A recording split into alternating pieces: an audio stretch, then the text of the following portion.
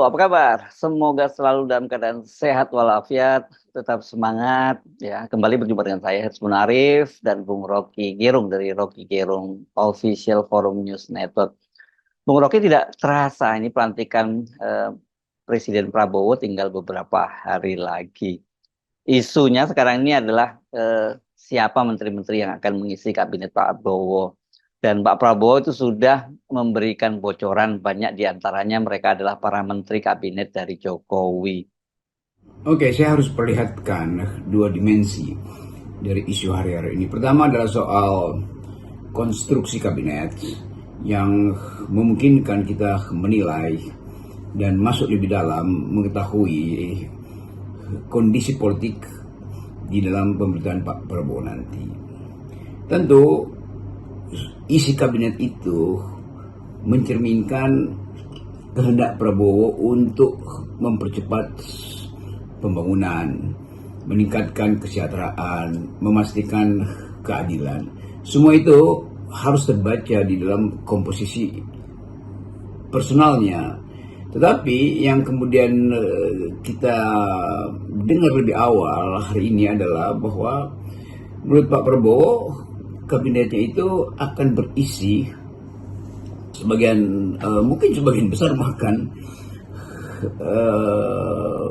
menteri-menteri yang ada di dalam kabinet Pak Jokowi sebelumnya, yang di dalamnya juga ada Pak Prabowo sebagai Menteri Pertahanan. Tapi pertanyaannya adalah seberapa strategis kedudukan mereka di dalam kabinet Pak Prabowo. Apakah misalnya menteri-menteri strategis, menteri pertahanan, menteri keuangan, menteri BUMN, menteri SDM segala macam, yang merupakan sosok guru utama dari kabinet itu datang dari kabinet sebelumnya, atau personelnya itu adalah juga orang-orang yang sama dari kabinet Pak Jokowi. Itu yang akan menentukan bahwa arah pembangunan pasti akan sama dengan apa yang dijalankan oleh Pak Jokowi. Tetapi orang juga ingin tahu apakah dari awal orang-orang ini didudukkan dalam kabinet dalam upaya untuk sustainability penyelenggaraan pemerintahan yang berupa kelanjutan dari Pak Jokowi, atau memang ini semacam tukar tambah hasil negosiasi dengan partai-partai pendukung yang disebut Kim atau Kim Plus bahkan, yang memang isinya cuma itu orang-orangnya. Jadi kita juga ingin tahu apakah kondisi second kabinet itu terlepas dari komposisi partai. Tidak mungkin, karena tentu partai-partai akan menagih lebih banyak, sebanyak mungkin apa yang bisa dia peroleh di dalam susunan kabinet itu. Dengan menyatakan bahwa banyak di antara menterinya berasal dari kabinet Jokowi, kan secara tidak langsung ini mengkonfirmasi apa yang sebelumnya sering Pak Prabowo nyatakan bahwa pemerintahannya itu adalah kelanjutan pemerintahan Jokowi. Kalau itu yang terjadi, berarti peran Gibran itu akan cukup besar ya, kalau tidak bisa katakan itu nantinya sangat signifikan begitu. Memang yang bisa diinterpretasikan dari atau poin yang hendak disampaikan oleh Presiden Prabowo adalah bahwa dia akan melanjutkan, dan dia merasa bahwa dia satu arah, satu nilai dengan Presiden Jokowi. Pada akhirnya dia ucapkan itu. Kendati orang masih berspekulasi mungkin bahwa yaitu basa-basi Pak Prabowo karena masih ada 10 hari ke depan untuk mengatur kembali komposisi kabinetnya. Tetapi kelihatannya Pak Prabowo ada di dalam kondisi yang tidak bisa kita duga karena masih ada 10 hari. Tetapi jalan pikiran Pak Prabowo makin lama makin memperlihatkan bahwa memang akan ada kelanjutan. Itu bukan itu soal yang tidak kita pastikan, atau memang tidak mungkin kita pastikan. Yang hendak kita pastikan adalah bahwa apakah Gibran masih menjadi faktor dalam kabinet Prabowo, kan itu intinya tuh. Jadi kalau misalnya Pak Prabowo masih menganggap bahwa menteri-menteri ini juga akan dikoordinir oleh wakil presiden yaitu Gibran, maka itu artinya pesan Jokowi atau permintaan Jokowi untuk menempatkan Gibran di dalam komposisi yang strategis atau ada pembagian tugas yang belum kita tahu, karena itu mungkin tacit agreement, perjanjian diam-diam antara Prabowo dan Pak Jokowi, yaitu sebagian kabinetnya itu akan diasuh atau dikoordinir oleh Gibran. Tentu orang akan lihat bahwa berarti Jokowi memang punya peran di dalam penyusunan kabinet itu, dan Gibran tentu dilibatkan di dalam perhitungan komposisi kabinet.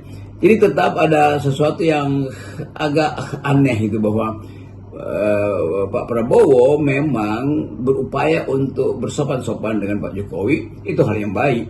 Tetapi kemudian orang menilai bahwa kalau begitu tidak ada semacam identitas otentik dari kabinet ini. Kan itu akhirnya kesimpulannya. Jadi kabinet Pak Prabowo itu tidak otentik ya, dalam identitasnya, karena hanya melanjutkan komposisi kabinet dari Pak Jokowi. Jadi kelihatannya daftar yang beredar hari ini kita nggak tahu itu benar apa tidak, tetapi keterangan Pak Prabowo menunjukkan bahwa beliau memang ingin bukan sekedar menghormati, tapi tidak punya cara lain selain mengambil ide-ide dari Pak Prabowo. Jadi dari Pak Jokowi melalui penempatan orang-orang yang dia sendiri katakan itu berasal dari kabinet sebelumnya, itu kabinet Pak Jokowi.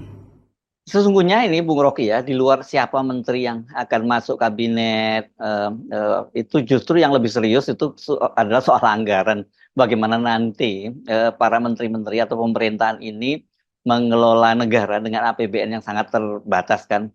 Karena selain APBN cekak, karena utang warisan yang ditinggalkan Pak Jokowi itu menggunung, soal yang sangat berat dan harus dipecahkan oleh Prabowo itu adalah beban keberadaan Gibran di pemerintahannya. Ya memang pada akhirnya kita mesti kembali sebetulnya pada inti soalnya, yaitu ketersediaan anggaran dan bagaimana cara memperoleh hutang luar negeri baru, bagaimana memperluas basis pajak atau mereka yang potensial untuk dipajaki itu, bagaimana tax ratio itu dimungkinkan untuk mengukur apakah negara bisa memperoleh pendapatan dari dalam negeri atau tetap harus berutang. Jadi sebetulnya kalkulasi itu kan kalkulasi yang sederhana saja, tetapi orang ingin lihat atau rakyat ingin tahu sebetulnya arah pemerintahan ini apa. Kalau arahnya setara atau sejajar atau bahkan searah dengan pemerintahan Pak Jokowi, maka itu artinya posisi Gibran akan sangat menentukan pada akhirnya tuh. Jadi kita mau lihat bagaimana Prabowo bermanuver dalam psikologi politik hari-hari ini untuk memberi sinyal bahwa ya Pak Jokowi tetap ada di dalam kabinet, tetapi Gibran masih ada masalah dengan legitimasi. Kan itu hal yang bercampur, yang bahkan 1 minggu atau 2 minggu atau bahkan 100 hari setelah Prabowo pemerintah nanti, faktor Gibran ini masih akan dipertanyakan legitimasinya, dan pertanyaan tentang legitimasi tentu akan terhubung dengan stabilitas politik.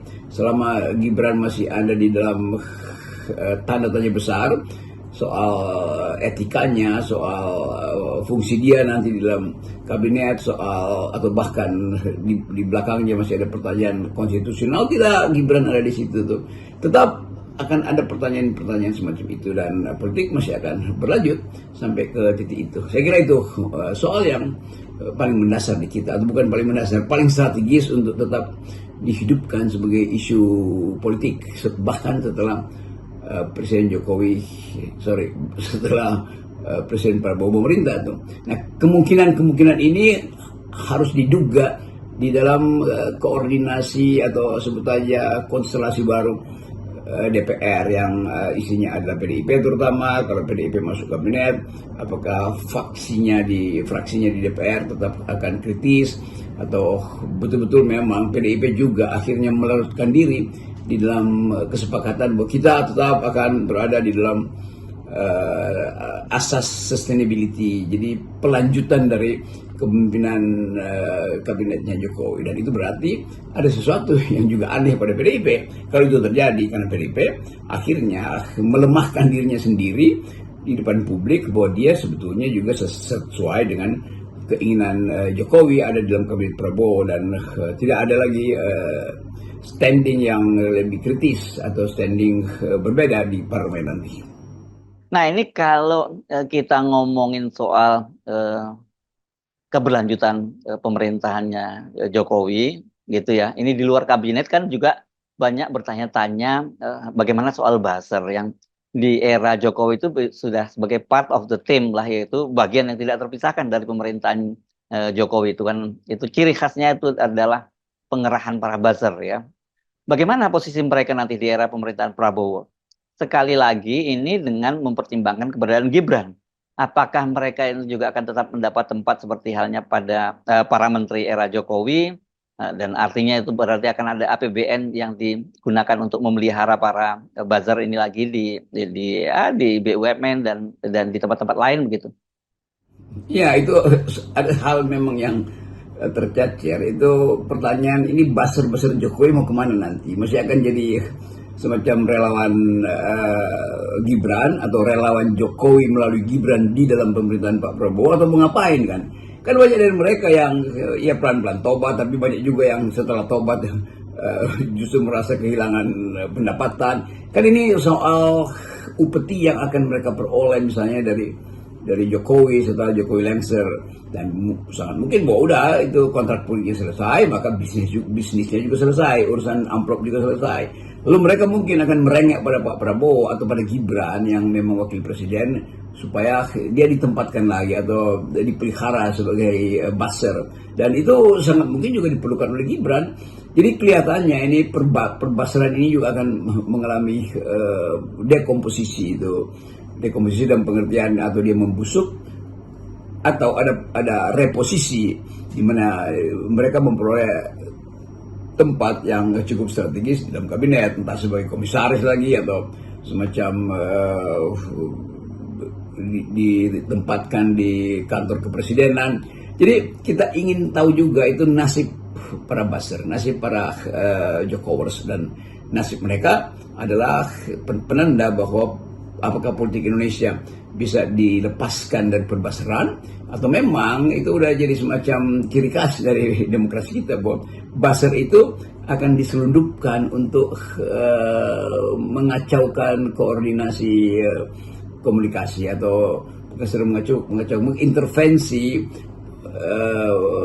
opini publik melalui desain-desain informasi yang memang dirancang untuk membenarkan kekuasaan yang ada hari ini, atau kekuasaan Gibran terutama, karena Gibran tetap ada di dalam tatapan mata publik secara kritis, yaitu khusus status dia sebagai wakil presiden, di dalam kapasitas dia yang dianggap tidak etis di dalam soal-soal fufu-fafa dan tidak legal dari segi konstitusional. Jadi kita mesti anggap juga bahwa politik masih akan berlanjut, karena adanya Gibran di dalam kabinet justru menjadi pertanyaan ya sebetulnya pertanyaan abadi selama 5 tahun bagi Presiden Prabowo, dan kemampuan Presiden Prabowo yang akan diuji justru pada kondisi yang paling kritis nanti, yaitu ketika masyarakat sipil kembali melakukan demo atau mempertanyakan legitimasi dari Gibran. Itu artinya akan ada keguncangan politik.